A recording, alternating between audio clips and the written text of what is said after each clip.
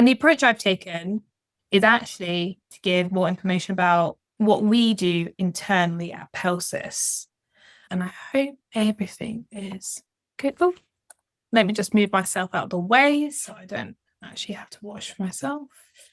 So trying to flip it and think about how I can best provide information to everyone, and basically what we do at Pelsis to maybe give ideas to different companies about things you can implement, and try and round off the subject a bit more, because typically not my day job. Normally I do much more technical advice on pests, but it's such an important issue, so I'm happy to talk about it. Really, at Pelsis, we try to kind of buck the trend. We want to make sure mental health is actually really at the forefront for all our employees. So we in the past, or we've noticed that other companies, but before people have joined Pelsis, that many companies maybe don't take mental health as seriously as they should. They might believe it's optional. Really, from today, we're taking it on that it's so fundamental. And if you look at some statistics, so for example, in 2025, the NAMI, or National Alliance on Mental Health, they did a poll, and they figured out that out of all the workers in the UK, really half of workers think that employer actually prioritize their mental health. Most of the time, they think 50-50 whether you get a good employer that will care for your mental health, and another half where they don't really think of it as a big thing that they can do for you. And usually we're quite comfortable with discussing our physical health. So 3 in 4 of us are really quite happy to discuss with our employer, maybe if we need a new chair, or we're having an injury to the body, maybe we need to go to the doctor for, we've strained something, or we're going to hospital.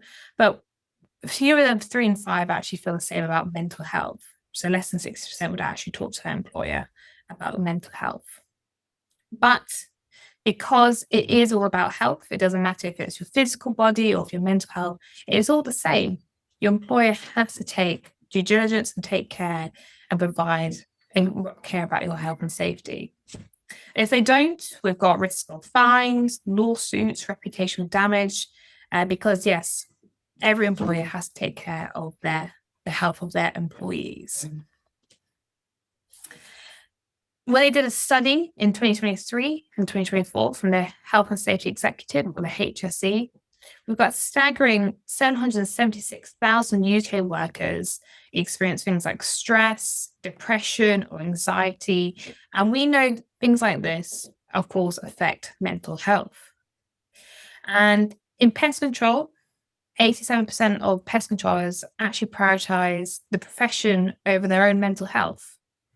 And if you think about it, I think this is very true. We often will just carry on, keep focusing on the job at hand, and we might not take that step back to actually reflect on ourselves and what is basically positive, what is causing us anxiety or stress, or how our mental health is being affected on a day-to-day basis.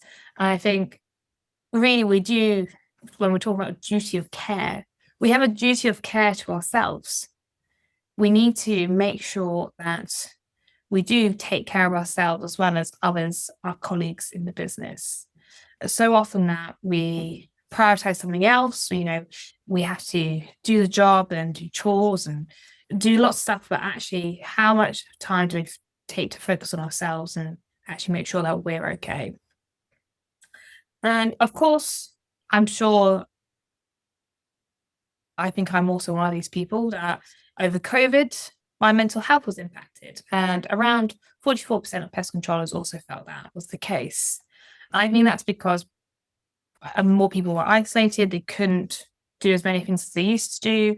Also, there was a lot of news and media reports of being like worried or making sure people didn't do things that put them at risk of getting COVID. So I think we were kind of like made to feel more anxious because we were told not to go out as much, or it was unsafe. And so I think that all kind of impacted us longer term. Mental health problems can happen suddenly, especially if you've had maybe like a loss, something, maybe we've got a loss in the family. You could have other things like a change in like your life situation, but they can also build up gradually over time. There's can be lots of triggers behind them. And while we know, you can go back and go, oh, actually, yes, this caused my mental health to decline. When you're in that moment, it's quite hard to diagnose that yourself and be like, this is causing the issue. It's really hard to spot signs, and that's because we're all individuals. If you're a social person and then you become less social, that might be quite obvious, but not everyone is social. Maybe people enjoy having more time to themselves. So actually, how do you spot that people are becoming more isolated or removing themselves? We all have different triggers. Some people, may become more extroverted. Maybe they start doing lots of new tasks and hobbies that they haven't done before because actually they're trying to almost distract themselves. And so it's really, really difficult to spot, people who maybe starting to struggle over time. You have to know people quite well to actually figure this out. I guess, again, people don't want to talk about it as well. It's often very hidden, when people might put on this front, especially if like we're in a job where we have to talk to customers, people might not want to, show all of their emotions. And we do this generally. We will put on this like face to talk to people. Certainly, I think I've got more of a work self than a home self. But a lot of the time, people might actually just, shut it down. They don't want to engage with it at all, and they kind of pretend that everything's fine when actually that's probably we're masking it, and later down the line we've got this kind of build up that may lead to like worse outcomes. Mental health can change over time. Just because you're struggling at some point doesn't mean it's always going to be that way. It can very much change from a month to month basis. In the past, if I've had moments where I've struggled, because I have, I might have a really good few weeks, and then suddenly it's awful for a couple of weeks. It's not just a continual road upwards or continual road downwards. It's bumps along the way. It goes up and down the whole time. And that's because, of course, it might be what you're dealing with on a day-to-day basis. It might be a job. It might be personal commitments. And when we think of it, maybe it's like quite linear, but actually it's very much changeable depending on even like the time of year. So like, for example, again, I'm affected by this, but as we start to get into the winter months and there's less light, I have to be a bit more aware of like what is going on and think about trying to make sure I have positive things in my life to ensure that I don't have this kind of anxiety build up. And also, of course, they're isolating. And we in pest management do have this kind of independent solo working, and it can be so isolating if you're on the road the whole day in your van and then you're not talking to colleagues or friends necessarily. You're talking to customers and you can't necessarily be your true self, and you kind of can be extremely isolating over a while, especially like a lot of it.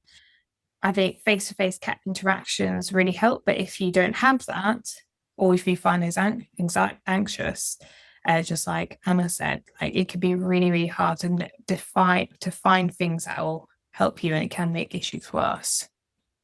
Okay, and so lone working, of course, we spend a lot of time on the road. For a business owner, we can find it very challenging. Even people, who work from home most of the time, but people who don't have necessarily an office they go to on a day-to-day basis where they have the same colleagues there. Top concerns with this are fatigue. You're getting really tired over time. You're struggling to carry on.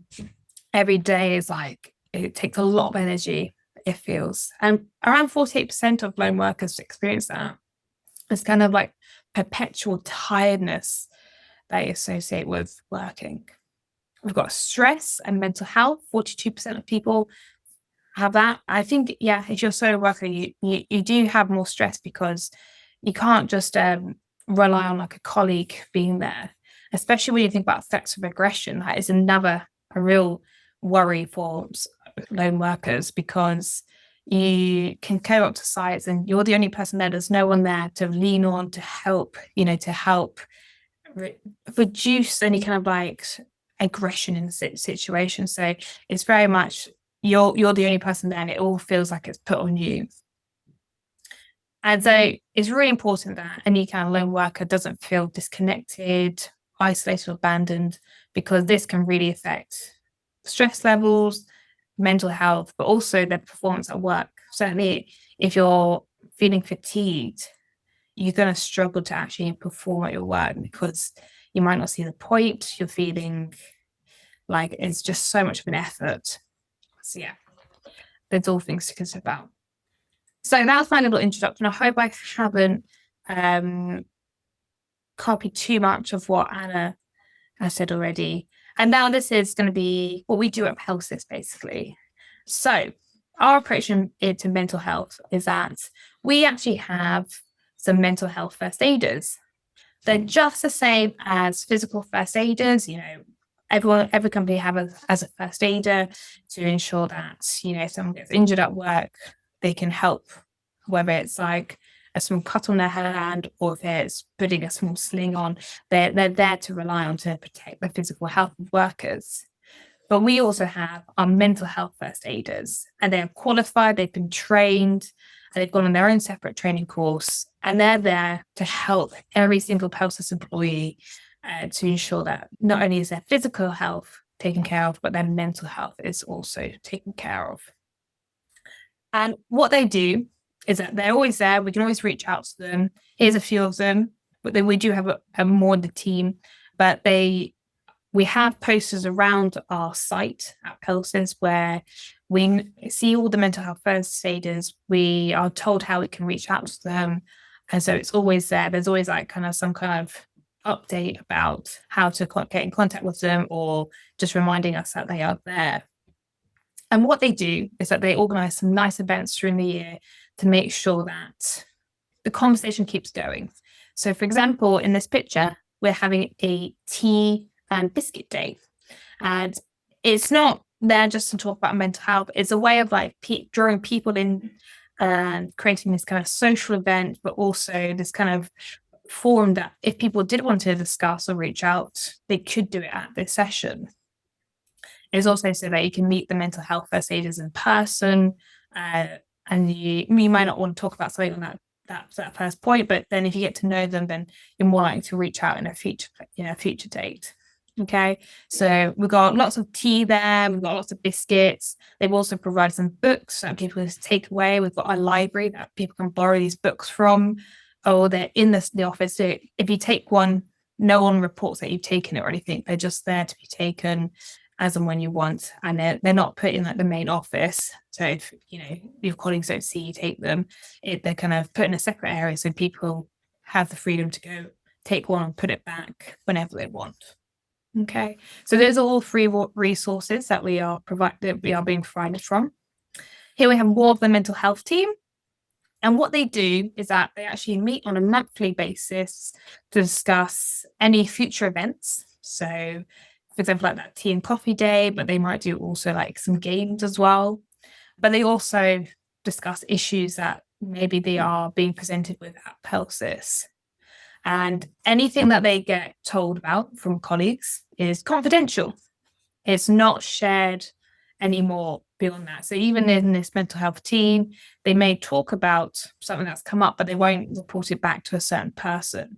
They'll just say this kind of like overview, so that maybe to help problem solve or to help give more support in different ways, also to see if like maybe a lot of the same colleagues are experiencing the same issue, so that maybe we need to have more resources on that, or maybe there's something happening in the company that is causing this to become apparent in many colleagues. And so they share insights together, they work on how they can improve and make sure that they are there for all our colleagues. And it's also to offer like peer support for themselves, so making sure like they also don't experience any kind of mental health problems in the future. If you got 5 people using you to tell you all about all their problems, over time that might also affect your mental health. So that it's a nice way for them to share and not also then get anxious or stressed about that. And they will do things like create posters. So on our World Mental Health Day, they created this lovely poster that we can download from our internet.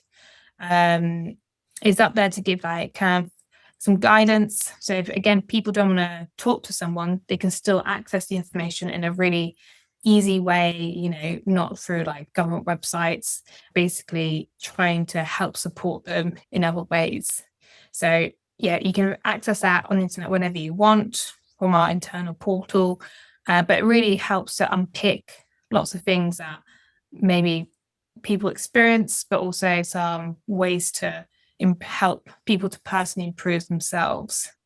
Again, so if people don't want to reach out, they've got that ready with themselves. Like I said, they prioritize anonymity in the discussions. They don't share any information about colleagues, but they might log data such as trends in stress, job security, so that for future content, they can actually produce it. For example, if we had a new CEO, like we have had recently, some people might start to be a bit worried about job security. And that's very natural, a big change happening in the company. And so they can help tailor content for the future of that to make sure people feel supported in that way. And they've got like tracking by types, location of sites. So we've got a few sites in the UK now. So maybe it's like site specific, maybe it's at a certain time of the year. They kind of get this data all together. And that's really to help them, to create more tailored content to focus on World Mental Health Day and flyers that get produced throughout the year. So that's hopefully some nice ideas of what can be useful in different companies. They also, of course, do social events. So here we are playing archery. Again, they're trying to make like a fun environment, activities that different people would want to get involved with, and making sure that people know about these events. So like they put dates out in the future so that if people want to turn up to it, they know they can. They've got posters, games, handouts. There's always a cake floating around, which is nice. I certainly like the cakes. But the whole point of having a fun activity is to actually trying to make it more open, fun environment. We don't have any stigma associated with it. Certainly, I don't know if this is just me, but if I saw something just saying mental health discussion, I probably wouldn't come up to it. But if there was archery or cake, I'm much more likely to turn up. So I think it's quite useful to think about how people phrase it. And if certainly people, think, like I said, like their employer doesn't care about their mental health or they don't want to talk about it with their employer, having different types of topics or different ways to help support people is really, really useful. They also make sure we have cross-department mental health first aiders. So, for example, I've got, of course, a manager, I've got a printer. And so I might not want to talk to a mental health first aider who I work directly with, but there will be someone in a cross-functional team that I don't have a daily interaction with, and I probably feel more comfortable with talking to them. And that's because, you don't want to necessarily change the dynamic happening in your team. Maybe like you don't want to introduce that into your relationship with them. So think about how people interact and maybe think about how you have cross-departmental first aiders to help support different employees around the team. I know that's tricky. I know from the Pelsis perspective, we have, of course, a much larger team, a much larger company, and so we can make that easier. And if you're a smaller company with only 10 employees, you might not be able to do that. But think about how people can actually feel more likely they want to speak out to different people. And if you can't do that internally, you can't have your mental health first aiders, there are, of course, lots of external charities. And we are told about this constantly in Pelsis so that, if we didn't feel comfortable talking to a colleague, we have a different signpost. We have an external charity we can talk to instead. And so that we don't have to worry about that kind of conflict internally. And so the whole point of this kind of mental health first aiders is that we want to have a really healthy mental health culture. We want to make sure like any stigma is reduced. We have this really open dialogue. And even just them doing posters, even them having a mental health team actually reduces the stigma. Instead of it just being like something kind of pushed aside, the fact that it gets talked about so much is actually reducing any kind of stigma we have in the company anyway. Then having that kind of like log system helps them to spot trends and react to any company-wide decisions. So we've got that early intervention happening to make sure that if in 6 months' time, suddenly, half our workforce is not feeling good, we actually can stop that from happening because we've thought about how certain issues as they're starting to increase, how we can kind of support the employees as this kind of goes about. And think about starting training small. So start small, think about maybe just getting one mental health first aider, trying to think about like logging some data. Again, keep it anonymous. Don't put names next to it because people do not want that necessarily not recorded. They don't want it recorded. And then you can scale up. So try and put a few events in. It doesn't have to be anything massive. I know archery didn't look very big there in the picture, but even just having like tea and a biscuit is sometimes really helps people feel a bit more included, less isolated. Yeah. And then the next bit of my presentation is much more reflective of like things that I think are supportive to myself, or where looking at the guidance they offer online, how that can be useful. And that's because I know a lot of the companies are not large enough to have mental health first aiders. So how do you do that if you've only got a company of 5 people, if you're a sole trader? It's going to be really tricky, of course, to have a mental health first aider if you're a sole trader. So this is just like a few bits of information that I hope will be useful. And usually in the past, when I ever have thought about my mental health, usually I get to this point where I feel very tired. I feel like, what's the point of getting up in the morning? There's nothing that makes me happy, nothing that I want to do. And really, if I've got to that point, I've just run out of energy. I'm running on empty now. And I really have to think about myself. And usually we're the hardest critics of ourselves.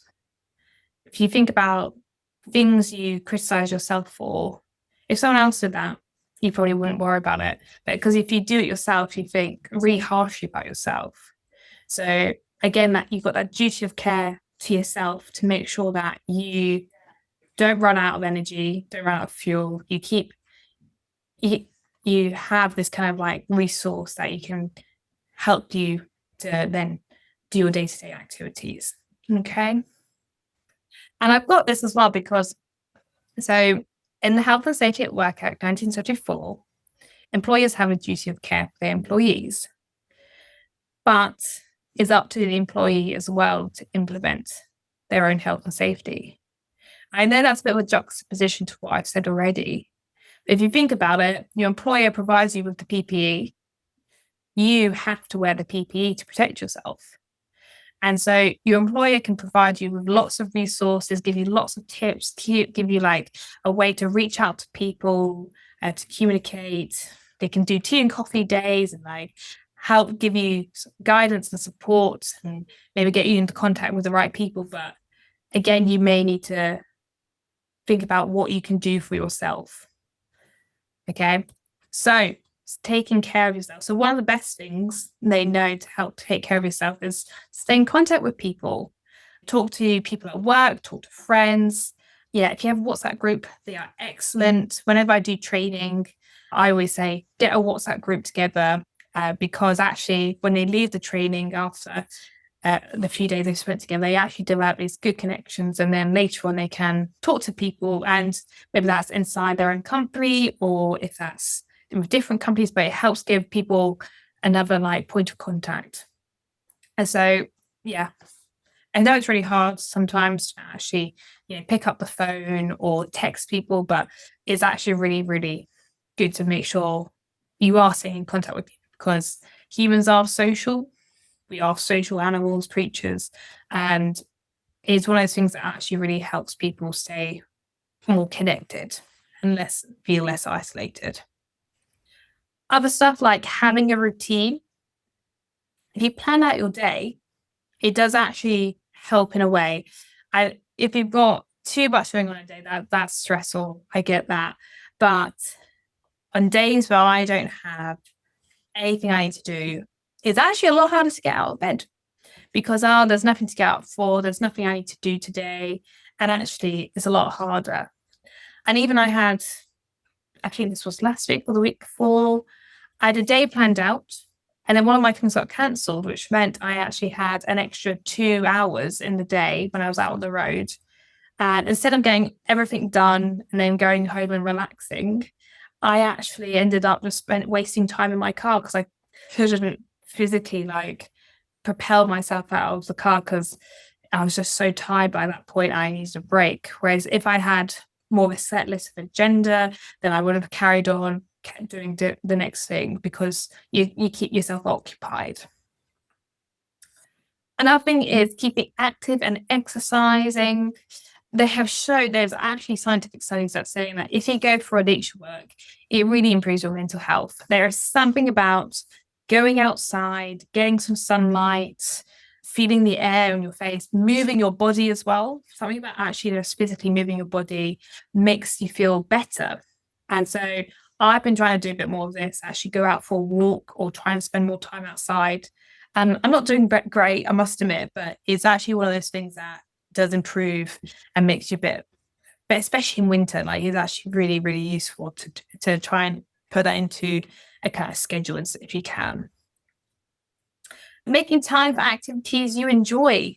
And I've gotten here a list of lots of different ideas. Of course, you might not like any of them, but basically try and do something that you enjoy, whether it's reading, cycling, if it's playing games on Xbox or computer, if it's watching TV, great. If you enjoy it, that's the most important thing.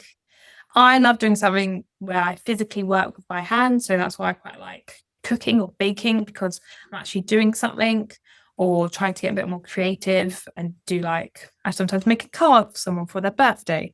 And I'm not saying that's for you. I'm just saying trying to find something you enjoy. If that's, playing a sport, do that. And everyone's different. So if you don't enjoy it, if you don't get anything out of it, if you don't feel better after doing it, but you keep being persuaded to do it, is it for you? Is it an activity you're actually going to enjoy? And, we spend most of our life at work, most of our life, then after that is sleeping. And then we have things like our chores and all the necessary stuff we have to do every single day.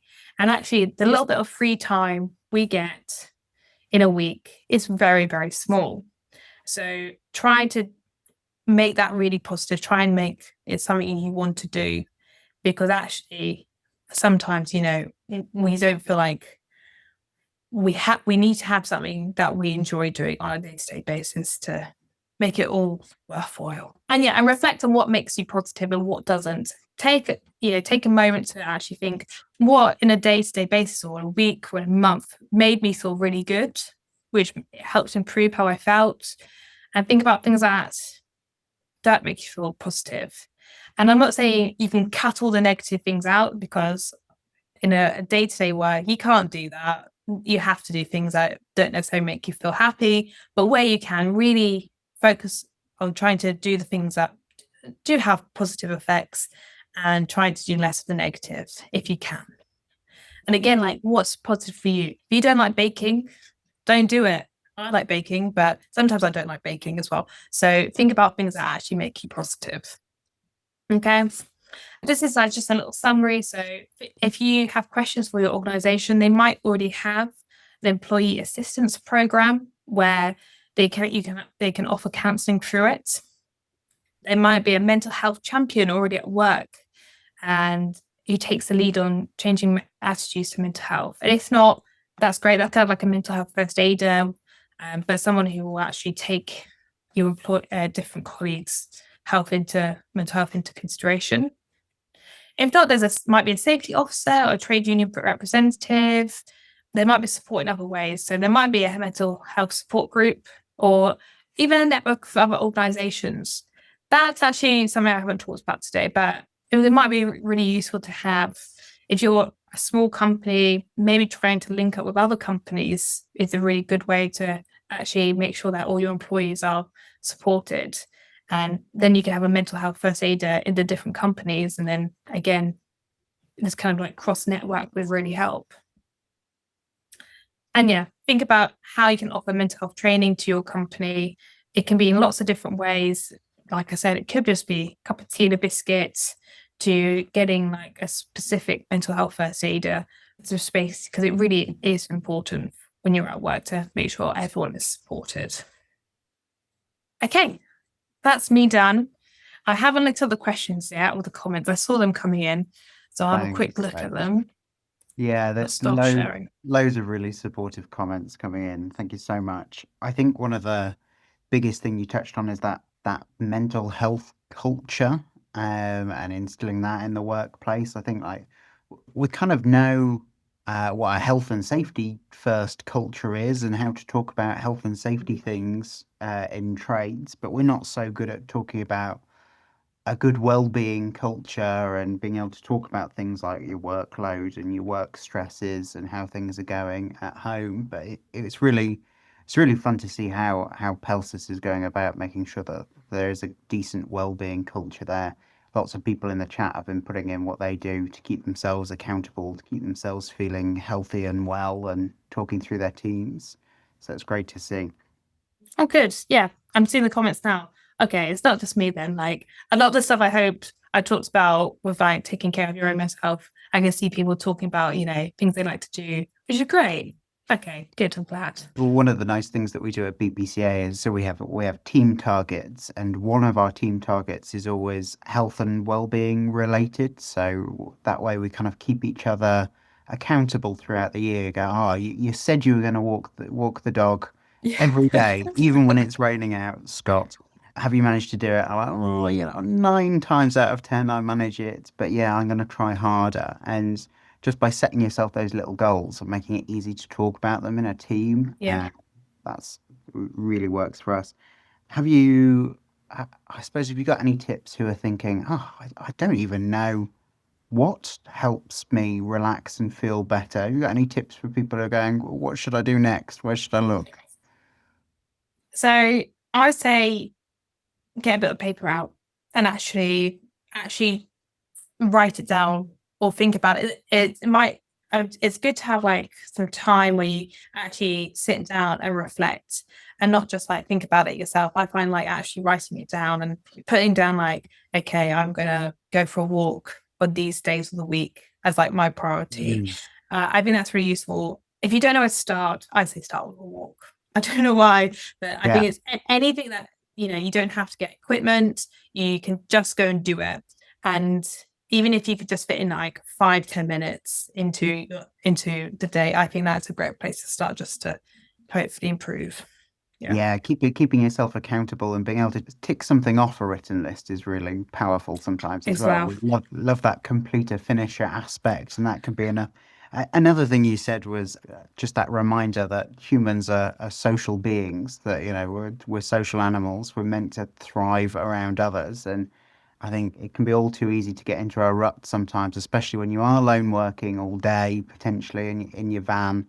Do you want to go to the pub with your friends on a Friday night? It's like, oh, it's quite hard work, motivating yourself to do those things. But you can do a social activity. If you can go and meet up with and have some coffee with some friends or some colleagues or some other pest controllers out and about, that can be, for me, I know I can get out of the habit of being social sometimes. So a good reminder there.